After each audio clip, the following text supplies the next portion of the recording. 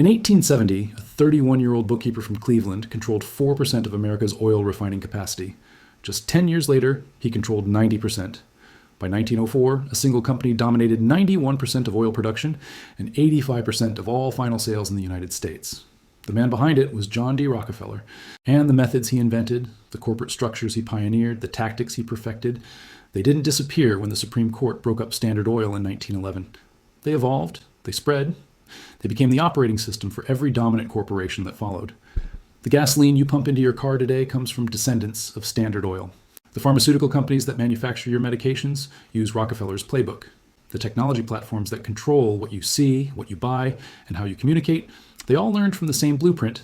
Amazon uses it, Google uses it, Apple uses it. They all inherited the architecture that one man built 155 years ago. This isn't about ancient history. This is about understanding why you cannot escape the economic system that shapes your daily existence. Because the system isn't a company. The system is the method. And that method has been replicated, refined, and embedded into the very structure of corporate America, ever since a young man with a con artist father and a Baptist mother decided that competition itself was a sin. Let me show you exactly how Rockefeller built this machine, how he used it to become the richest person in modern history, how breaking up his company actually tripled his wealth, and why 114 years after that supposed defeat, you still live in the world he designed. Because once you see the pattern, you'll recognize it everywhere. John Davison Rockefeller was born on July 8, 1839 in Richford, New York.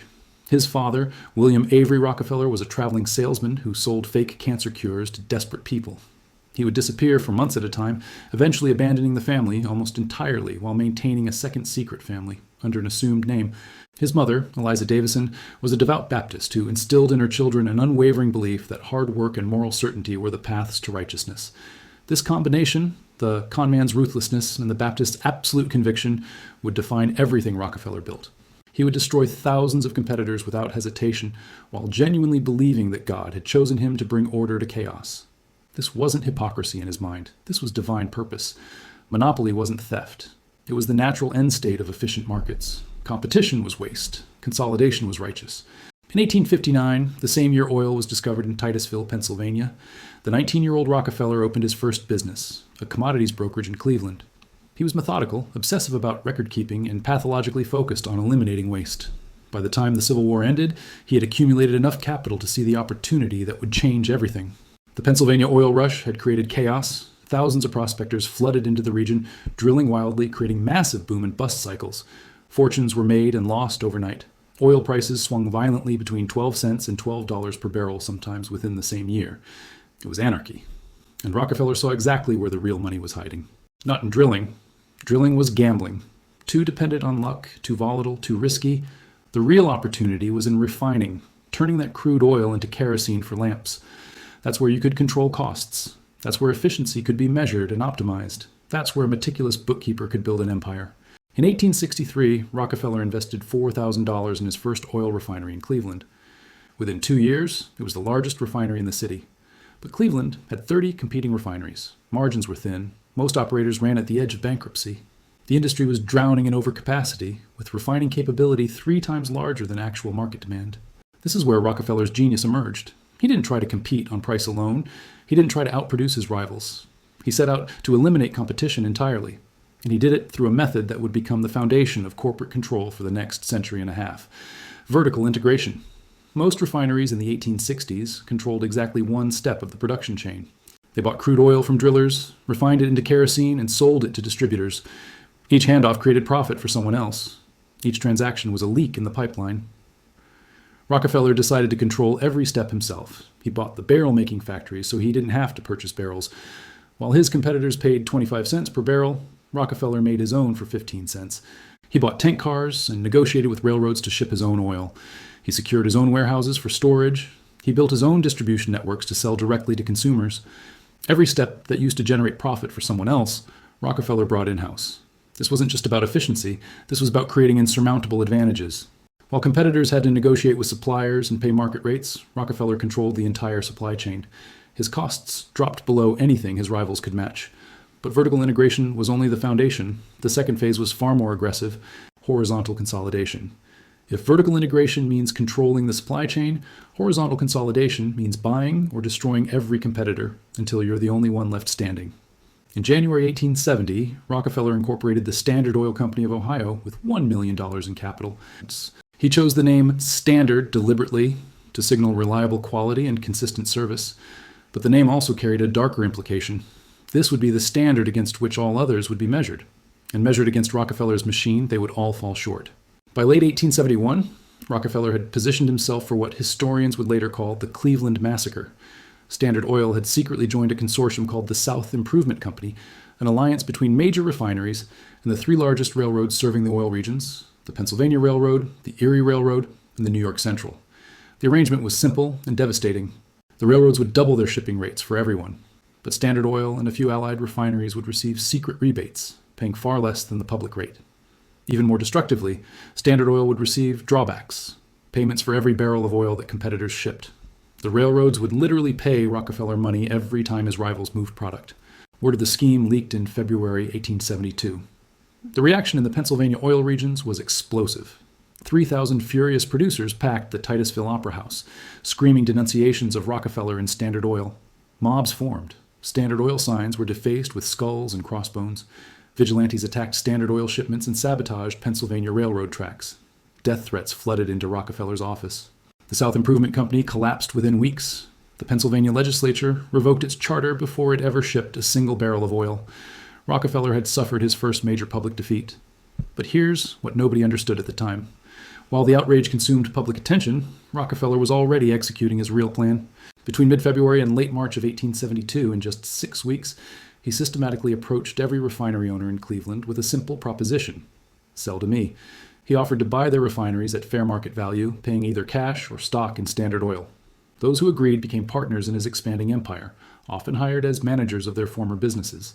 Those who refused faced the alternative. Standard Oil would launch a price war. Rockefeller could sell kerosene below cost indefinitely because his vertical integration made his actual production costs the lowest in the industry.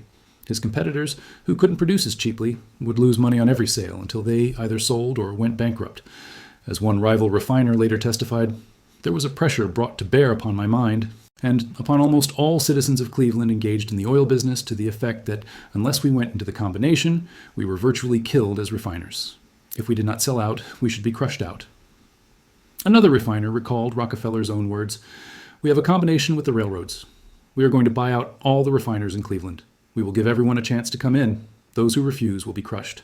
If you don't sell your property to us, it will be valueless." Within 48 hours in early March 1872, Rockefeller bought 6 refineries. By the time the massacre ended, he had acquired 22 of Cleveland's 26 competing refineries. He went from controlling roughly 4% of American refining capacity to 25% in less than 2 months. This was the blueprint. Offer to buy. If they refuse, destroy them economically. Then buy the ruins. And Rockefeller was just getting started. Through the 1870s, Standard Oil expanded across America: New York, Philadelphia, Pittsburgh, Baltimore. The same tactics everywhere. Secret railroad rebates that made shipping costs lower than competitors could match. Vertical integration that kept production costs below anyone else. And ruthless price wars that eliminated anyone who refused to sell. When competitors tried to build alternative pipeline networks to bypass Standard Oil's control, Rockefeller bought up land along their routes to block construction. When that didn't work, he bribed Pennsylvania legislators to obstruct permits. When independent refiners formed cooperatives to resist him, Standard Oil agents infiltrated their organizations, gathering intelligence on their plans. By 1879, Standard Oil controlled 90% of America's oil refining capacity. But 90% control created a new problem. Monopolies this large attracted attention. State laws prohibited companies from owning stock in corporations based in other states. The patchwork of Standard Oil entities across dozens of jurisdictions was becoming legally unmanageable. So Rockefeller's lawyers invented something new. In January 1882, 41 shareholders signed the Standard Oil Trust Agreement. They conveyed their shares in approximately 40 different companies to 9 trustees, all Rockefeller associates. The trustees gained unified control over the entire enterprise, while each component company technically remained independent under its state charter. This was the first major corporate trust in American history. It created a new legal entity that didn't produce anything itself. It just owned and controlled other companies. The trust wasn't a business, it was a holding structure. The implications were revolutionary and terrifying. The trust made Standard Oil virtually impervious to investigation. As muckraking journalist Ida Tarbell would later write, "You could argue its existence from its effects, but you could not prove it." The legal structure was so complex, so distributed across jurisdictions, that regulators couldn't find a target to attack. And the structure became the template for every trust that followed. Sugar Trust, Tobacco Trust, Steel Trust. They all copied Rockefeller's innovation. The modern holding company, the parent corporation that owns subsidiaries, Berkshire Hathaway, Alphabet, Meta, Amazon, they're all descendants of what Rockefeller's lawyers invented in 1882. By 1904, Standard Oil controlled 91% of oil refining in America and 85% of final sales. Rockefeller was the wealthiest individual in the country, worth approximately $300 million, which translates to roughly $25 billion in today's money. But that figure massively understates his economic power. At his peak around 1913, his inflation-adjusted wealth exceeded $400 billion, more than Jeff Bezos, Elon Musk, and Bill Gates combined, the richest individual in modern history. And he built that wealth through the system: vertical integration, horizontal consolidation, legal structures that concentrated control while evading regulation, regulatory capture that turned government into a tool rather than an obstacle. But the public was turning against monopolies. In 1890, Congress passed the Sherman Antitrust Act, making combinations and restraint of trade illegal. In 1902, journalist Ida Tarbell began publishing her devastating expose of Standard Oil in McClure's magazine. Her father had been an independent oil producer in Pennsylvania whom Rockefeller's tactics had driven out of business. She spent years documenting every secret rebate, every predatory price war, every crushed competitor. Her work, eventually published as The History of the Standard Oil Company, transformed Rockefeller from a successful businessman into a national villain. Political cartoons depicted him as an octopus with tentacles wrapped around the Capitol, the railroads, and the banks. He became the most hated man in America. In 1906, the federal government filed suit against Standard Oil under the Sherman Antitrust Act. The case worked its way through the courts for 5 years. On May 15, 1911, the Supreme Court unanimously ruled that Standard Oil was an illegal monopoly engaged in unreasonable restraint of trade. The justices ordered the trust dissolved into 34 independent companies. This should have been the end: the destruction of the system, the punishment for monopolistic excess. Instead, it was the beginning of something even more remarkable. Because when Standard Oil was broken up, Rockefeller still owned approximately 25% of the shares in all 34 resulting companies. Standard Oil of New Jersey became Exxon. Standard Oil of New York became Mobil. Standard Oil of California became Chevron. Standard Oil of Indiana became Amoco. Standard Oil of Ohio eventually merged with BP. Before the breakup, Standard Oil stock was worth approximately $600 per share.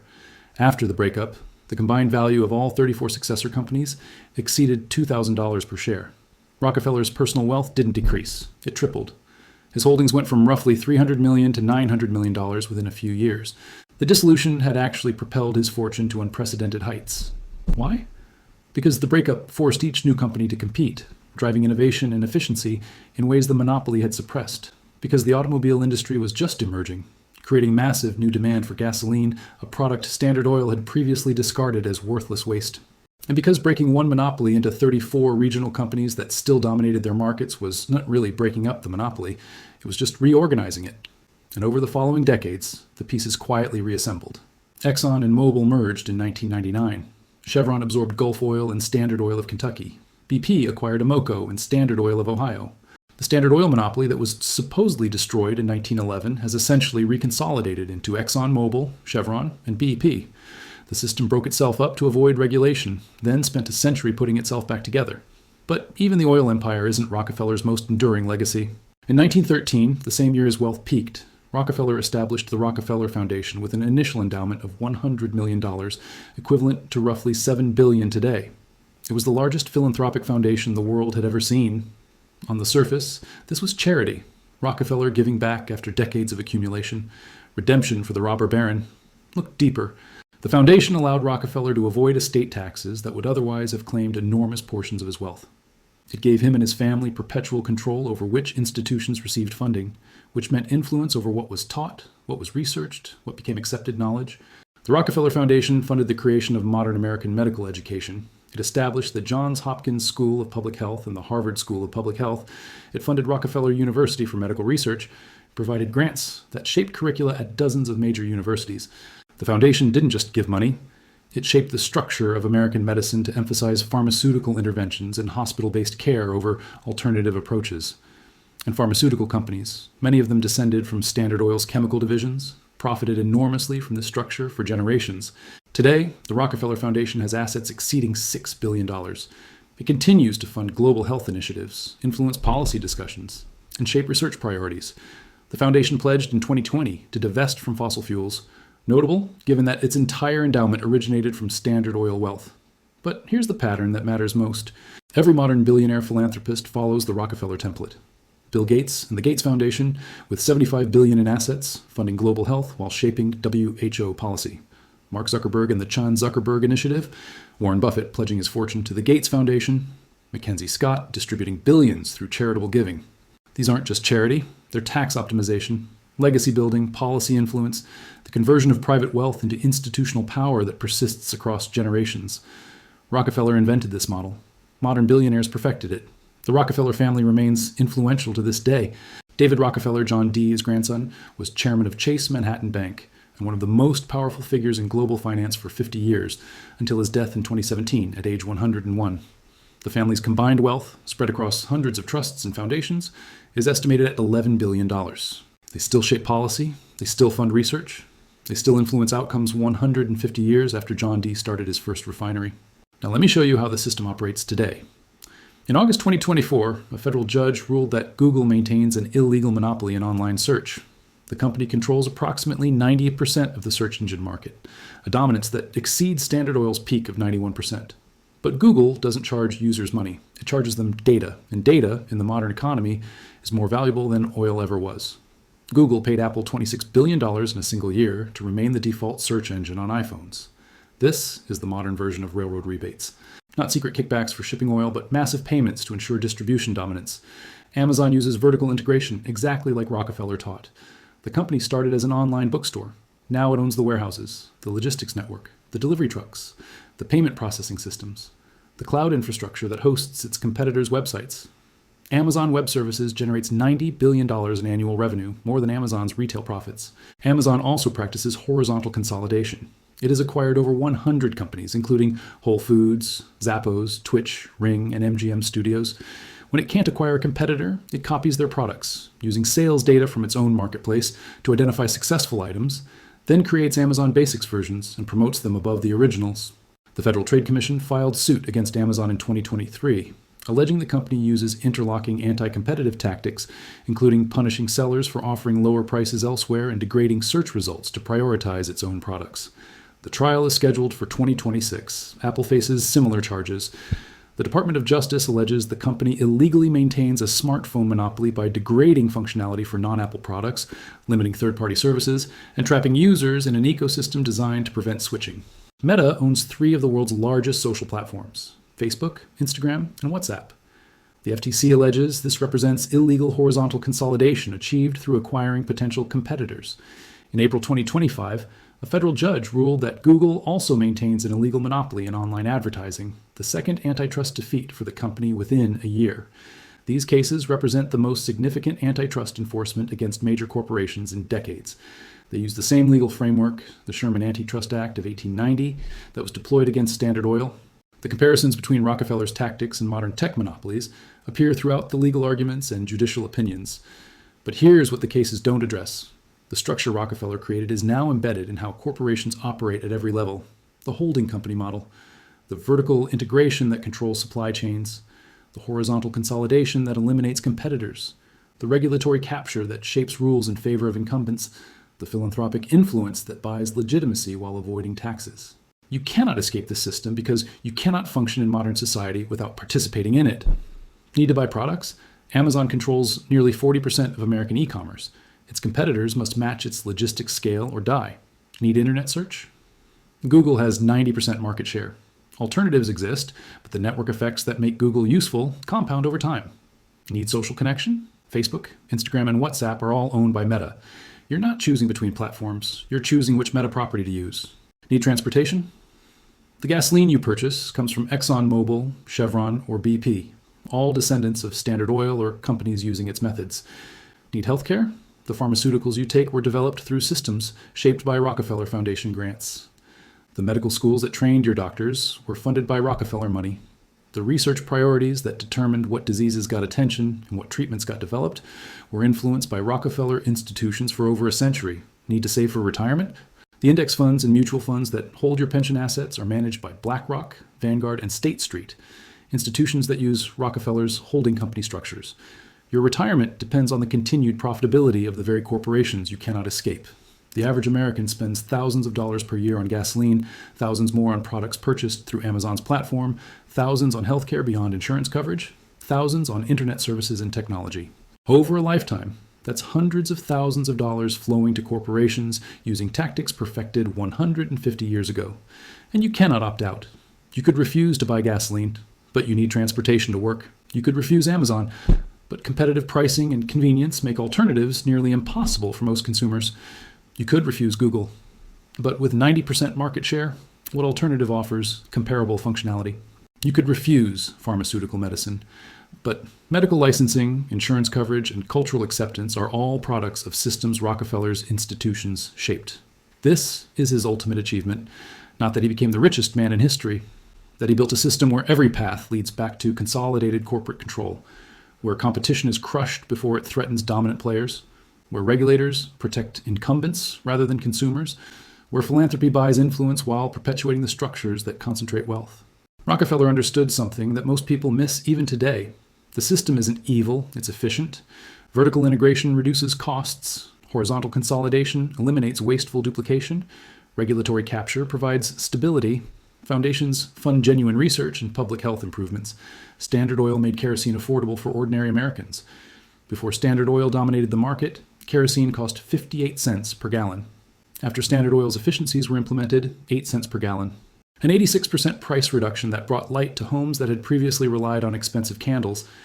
Amazon delivers products in 2 days. Google answers questions in milliseconds. Modern medicine extends lifespans by decades. The system delivers value. The problem isn't that it doesn't work. The problem is that it concentrates wealth at the top while delivering efficiency at the bottom. You get cheap gasoline, fast shipping, instant information, and effective medicine. The heirs to Rockefeller's methods accumulate trillions in wealth. Both things are simultaneously true. John D. Rockefeller died on May 23, 1937, at age 97. He had wanted to live to 100. He missed his goal by less than 3 years. By the time he died, he had given away more than $500 million, making him one of the most generous philanthropists in history. He had also built a system that would outlive him by centuries. The companies that emerged from Standard Oil remain among the largest and most profitable on Earth. The foundation he created continues to shape global policy. The corporate structures he invented define how business operates worldwide.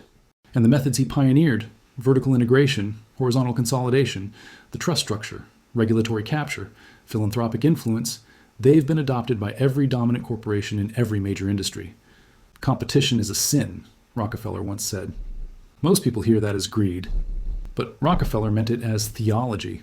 Competition is wasteful. It duplicates effort. It destroys capital. Consolidation is righteous. It creates efficiency. It serves consumers through lower prices. Monopoly isn't theft. It's the natural end state of markets pursuing efficiency. This was his worldview, and he built a system to enforce it. 155 years later, we live in that system. 3 to 5 dominant players control nearly every major industry. The barriers to entry get higher each year. The consolidation continues. The methods are eternal because they work. You cannot escape the Rockefeller system, but now you can see it, and seeing it changes everything. If this revealed the architecture that controls your economic life, if you understand now that the corporate structures shaping your daily existence were built by one man over a century ago and have only grown more powerful since, then subscribe. Because understanding how the machine works is the first step toward navigating it. The system isn't going anywhere, but at least now you know who designed it and why escape was never part of the blueprint.